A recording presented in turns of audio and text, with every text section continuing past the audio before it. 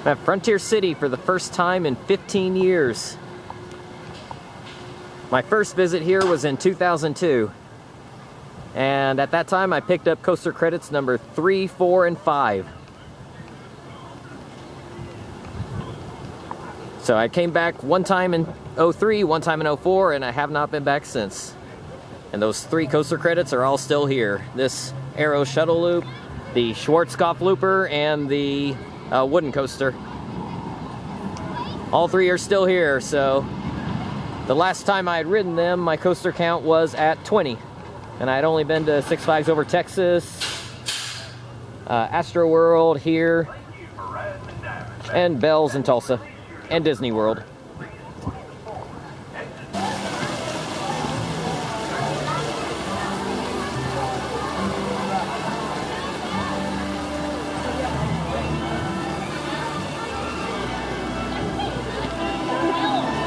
Looks like a pretty busy day. Yesterday it was raining in the morning.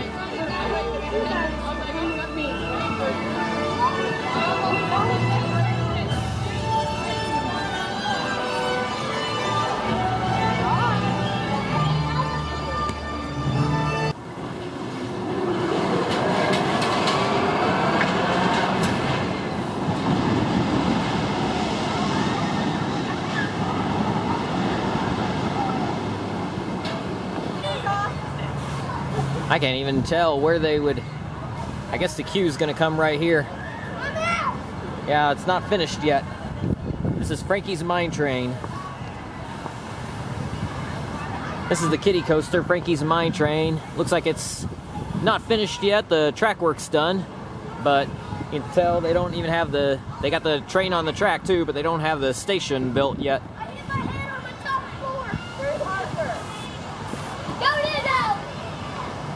Don't know if this will be one that you have to have a kid with you or not. And I don't know when they're gonna get it finished. I figured it would have been done by now. Well, the Kiddie coaster may not be done yet, but this coaster is up and running. Yeah, I think I'll skip it.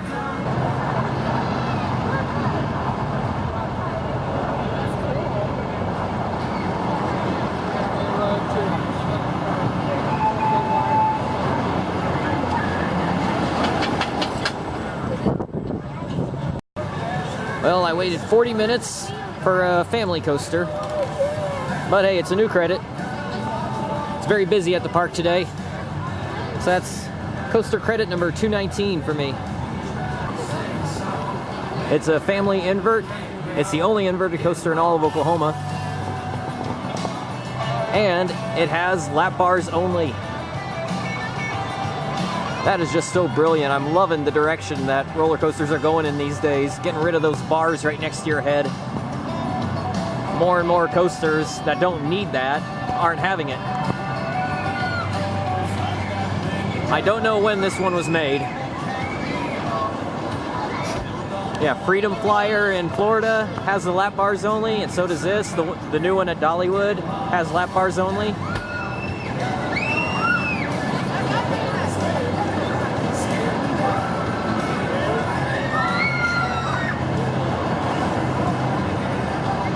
But no doubt, this is nowhere near as good as Freedom Flyer at Fun Spot in Orlando.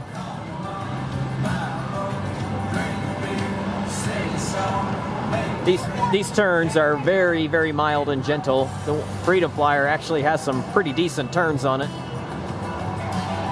But it's still a fun ride. But because it's a family ride, it gets a long line.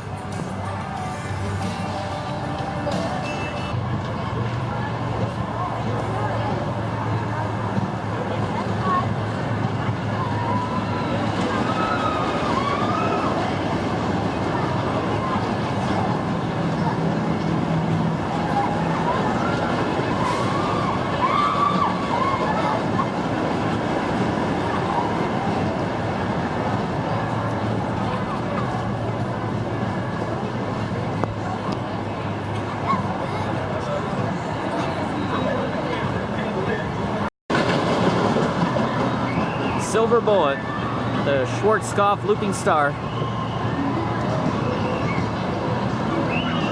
This was my very first upside down roller coaster back in the day. There's a much shorter wait for the Silver Bullet.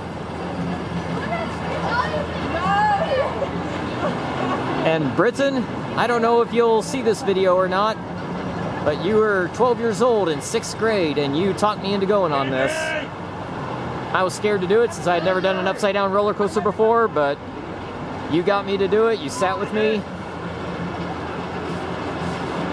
And now I'm riding as many roller coasters as I possibly can. But this will always be my first upside down one, and you got me on it.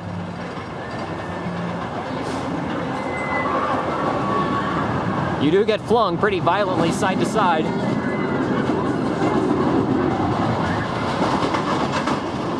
There's some parts of it where you just get thrown from one side to the other. It's definitely an old school coaster.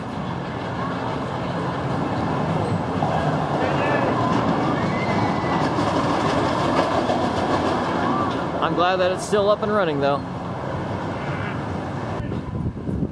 There was a Schwarzkopf Looping Star coaster at Astroworld that I got to ride before Astroworld closed. And over here we got the classic wooden coaster Wildcat. I don't even know who made this one. And I had no idea that they had put in a little water park. I don't know when this was put in, but that's pretty cool. Got 3 body slides over here, right on the other side of the Wildcat. Just a little tunnel that goes through to get over here. Got a splash factory with several slides. So it's not much, but it's something. Something that'll cool you off, something different. So there's more to do here than just the 4 little roller coasters. I just got off the Wildcat, the wooden coaster here. And that was pretty sad. I mean, no air time, no speed, a little bumpy. It just basically does nothing except shake. And yet there's a long line for it. There's nothing really bad about it. It is shaky, but it's not painful shaky. It's just kind of pointless. There's nothing to redeem it. It just doesn't do anything.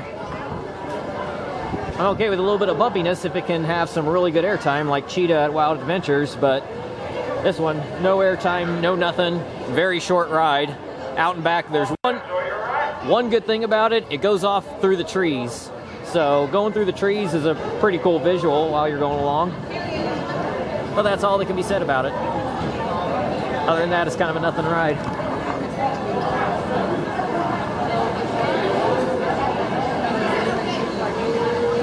I'd probably put it on my least favorite coasters list, but not for any painful reasons, just for kind of pointless reasons. One cool thing about it, while you're waiting in line, you can read all these things that they got posted up about lots of different coasters, lots of different wooden coasters from the past and present. There it is, Zingo. The one that got me over my fear of roller coasters, but not over my fear of going upside down. That was coaster number 2. And the Tumbleweed. This is one of those centrifugal force rides. It spins you around and the floor drops out and you're just pressed up against the wall as it spins in a circle. Pretty fun to ride. It's one of my favorite flat rides. You guys go to the Wildcat? Back here by the Ferris wheel on the other side of the Looping Star, whatever it's called, Silver Bullet, and Wildcat's right over there.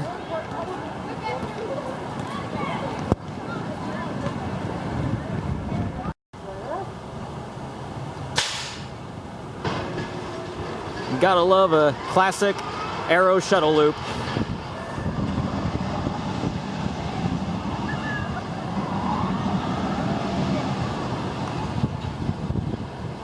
And this one is named Diamondback. It is the best coaster that goes by the name of Diamondback in the world. Yep, I said it. If you are sitting in the back, the airtime that you get on that drop is insane. It is straight up ejector, you are like a foot out of your seat. Definitely better than any airtime that you get on anything else named Diamondback.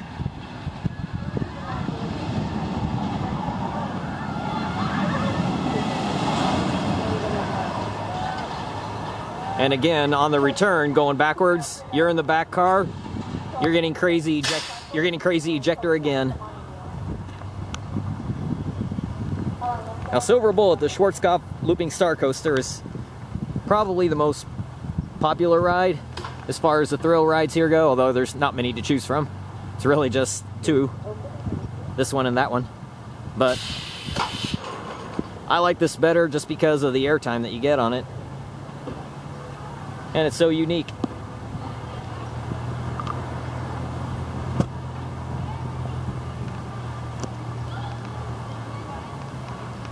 I haven't done my research. I know there's one of these Aero Shuttle Loops at Elitch Gardens in Colorado, but I hear that park isn't going to be around for too much longer. I don't know if there are any others of these left in the world. Probably. But only two in the United States that I know of.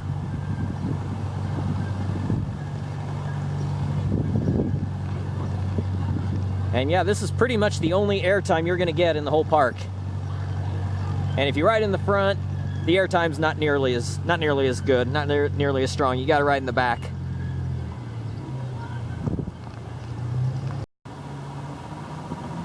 So that'll do it for my time here at Frontier City.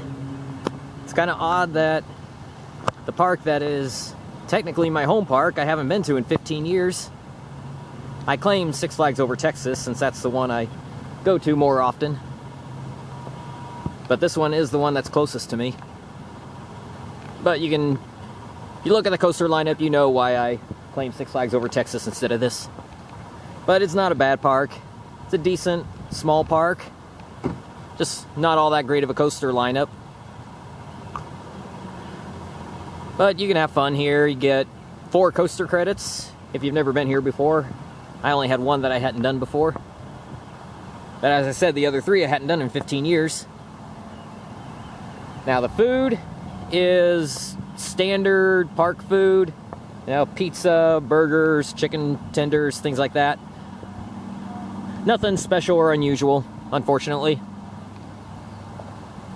And the people here do not know how to ride roller coasters. They don't understand when people are putting their stuff along the side. You put your stuff along the side before you take your seat, people will come in behind you and sit down in the seat behind you. Then you have to tell them that, hey, I was just here. Remember, I was right in front of you? They don't seem to get it. That happened on pretty much every single ride, to me and other people.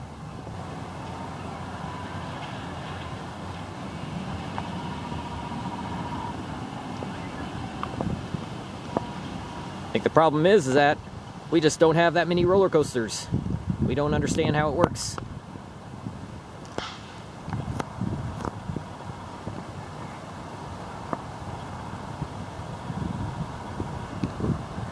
But I'm hoping that Frontier City, I'm hoping that Six Flags puts some kind of investment in here. We can get something decent. Don't know what that could be. They're not going to invest too much money in this. Even on a day like this where it was crazy busy, at least it seemed like it was. Parking lots were all full, lots of people around.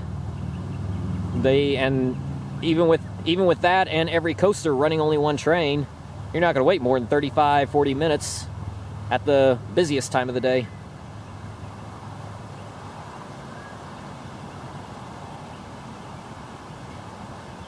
So it doesn't get terribly crowded. And I know why this one right here only runs one train. It's a shuttle coaster. And the family invert can only run one train. I think the Schwarzkopf, I don't know if it can run one train though. The wooden coaster should be able to run 2 trains, but they weren't doing it. And it had a long line. And you can see, this is the overflow parking. You end up parking out in the grass.